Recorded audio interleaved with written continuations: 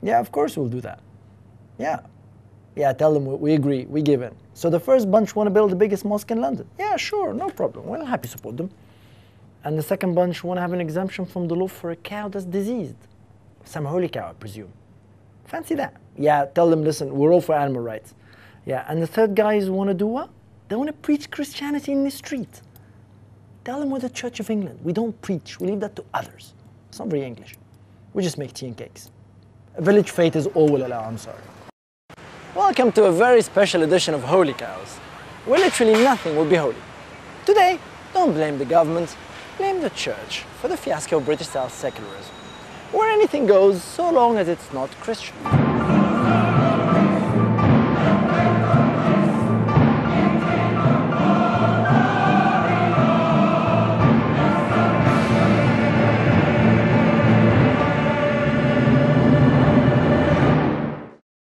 This country has taken the market economy a step too far.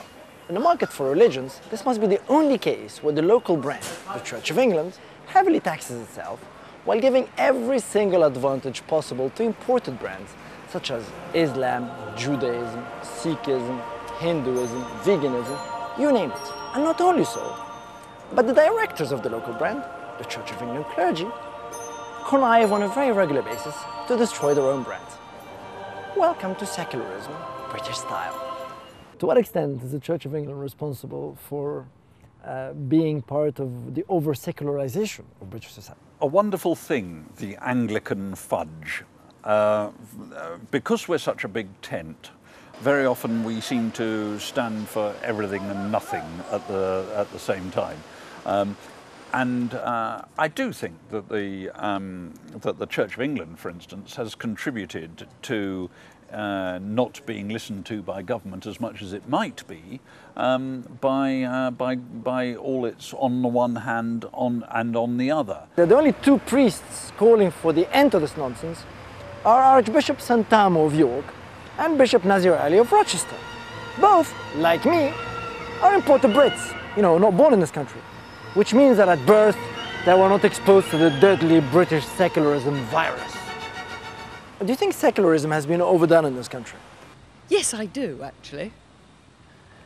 It's very easy to poo-hoo all the older religions and welcome all the newer ones with open arms. But actually, I think it's wrong to throw to throw the baby out with the bathwater.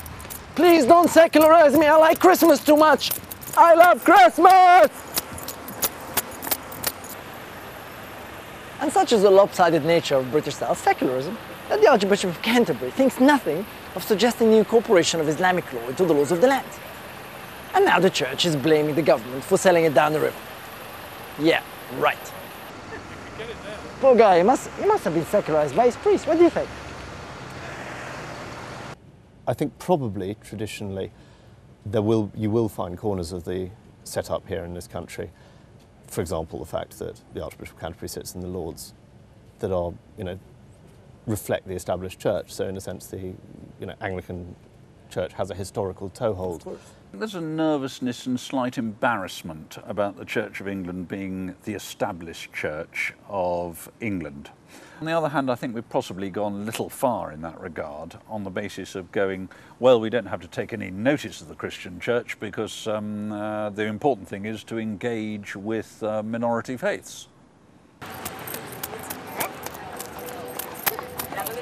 There's a lot more Islamic faith than there is Christian. If the Church of England were to get a school report from you today on its valiant efforts to save souls, out of 0, which is doing nothing, hasn't even turned up, to 10, will go to heaven straight. When you ask what the school report may be, I'm reminded of one of my own from many decades ago, and it said that George Pitcher is really very lazy, but sometimes when he's at his laziest, he produces his best work. And I think that's something that we might suggest that the church is capable of. The thing is, most Muslims, Jews, Sikhs, Hindus, vegans, Mansfield Town supporters living in this country would tell you that they and their faith would benefit greatly from having a healthy and relevant Church of England. Thirst for the truth. I like this. So try telling that to the Church of England. Yeah, it's a wrap-up. He must have, poor guy, he must have been secularized by his priests.